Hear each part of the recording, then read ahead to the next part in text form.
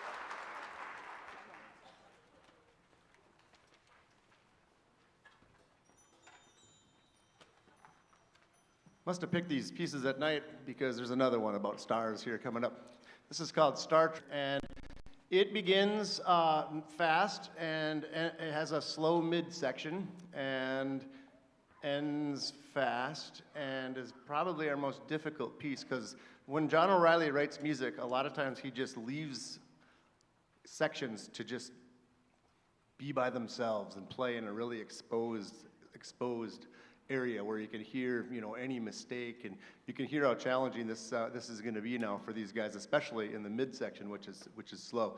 So as the kids get older and older, they learn how to play slow and melodically and expressively a lot better and better. And this is really a big step they've taken for learning how to play slow. Because we do a lot of fast, spunky, fun stuff, but there's some beautiful slow stuff, and this is one of them. This is John O'Reilly's Star Trails Overture.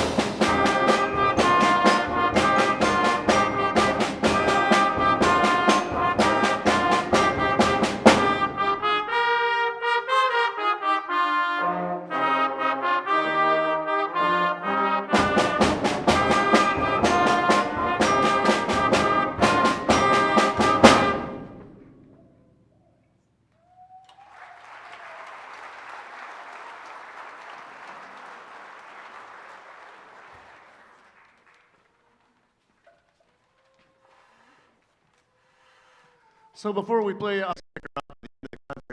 never keep these things to really much more than over an hour, or else I get heat from Principal Korf, who says he'll dock my pay if it goes over an hour and a half.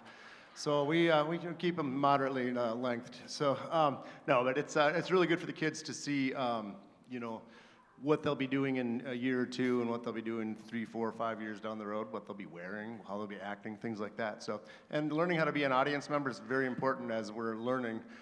You know, this year we're going to New York with the older kids, so they have to sit through 3 full-length Broadway productions and you know, be perfect audience members, so they don't ruin it for other people who paid, you know, 100 more than that even dollars for their seats. So it's really important for them to become good audience members too. So I'd like to encourage you to stay. The other thing is we use the fall concert to take our yearbook pictures. So if you want to snap some pictures, as soon as we're done with this song, we're going to take our yearbook picture, and you can take pictures too if you'd like. So next piece is Liberty March by James Swearingen.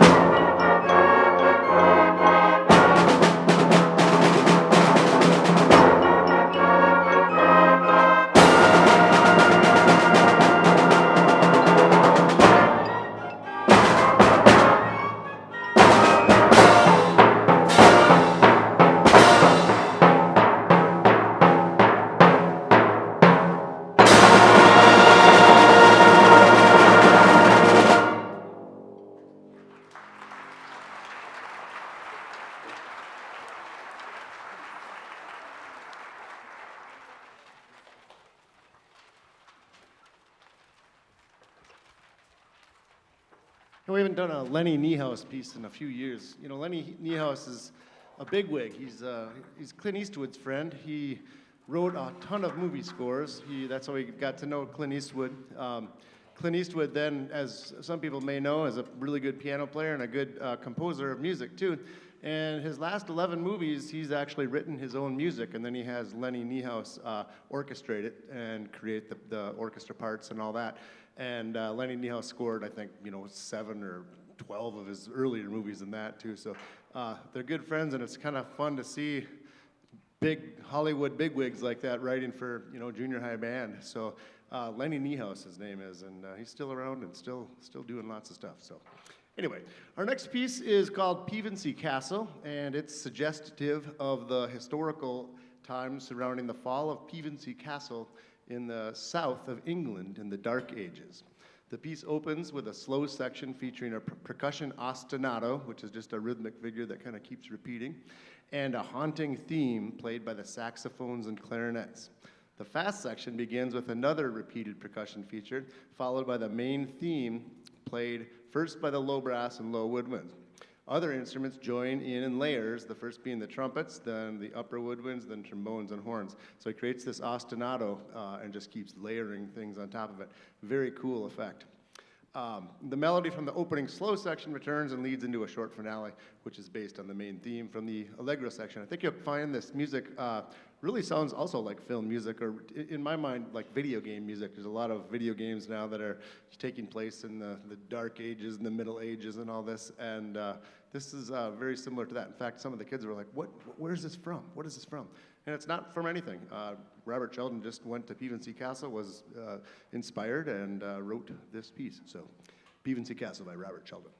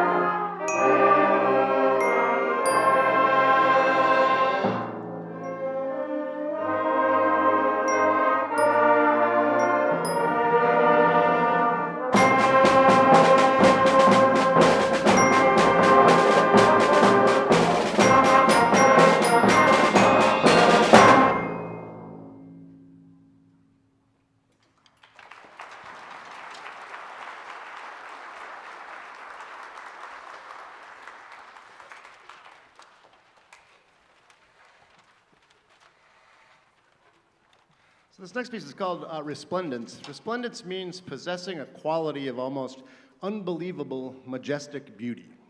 This is a brand new piece by William Owens that when I first heard it, I thought would be a slow, lush, and beautiful and majestic sounding thing. Instead, he chooses to depict a resplendence of majestic and religious celebration, really. The Greek Orthodox churches are descended from churches which the apostles founded in the Balkans and the Middle East during the 1st century AD. In the music, you can almost hear the church bells chiming throughout the town in celebration of this new religion called Christianity. This is Resplendence.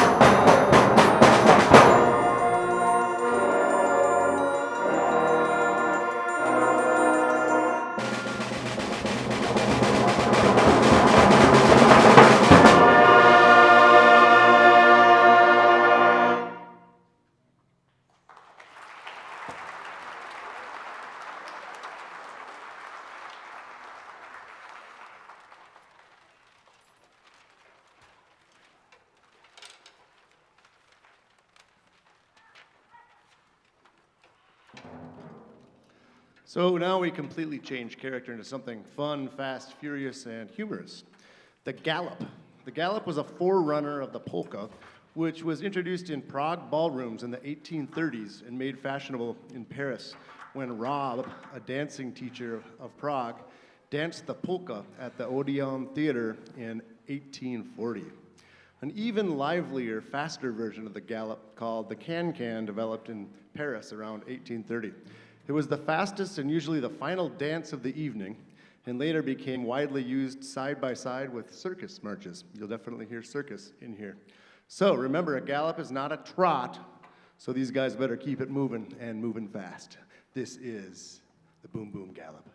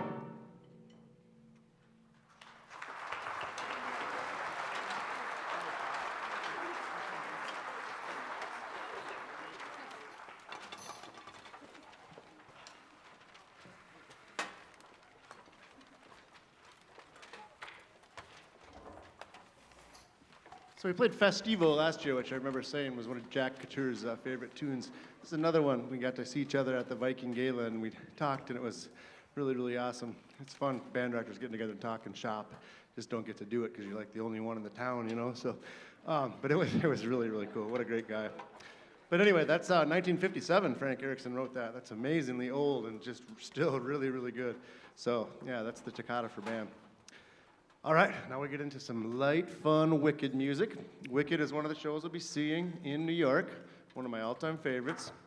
Wicked is a Broadway musical with music and lyrics by Stephen Schwartz. It is based on the Greg Maguire novel, Wicked, The Life and Times of the Wicked Witch of the West, and serves as a prequel to The Wizard of Oz. The musical is told from the perspective of the witches of the land of Oz. Its plot begins before and continues after Dorothy Gale arrives in Oz from Kansas, and includes references to the 1939 film, which we watched in band, and Baum's novel, and I was pretty impressed. Only I think 4 or 5 kids hadn't seen it, so it was cool. It was fun to see again. Wicked tells the story of 2 unlikely friends, Elphaba, who's the green wicked witch of the West, and Galinda, whose later name changes to Glinda, the good witch. She's the blonde one, who struggle through opposing personalities and viewpoints, rivalry over the same love interest, reactions to the wizard's corrupt government, and ultimately, Elphaba's public fall from grace into the Wicked Witch.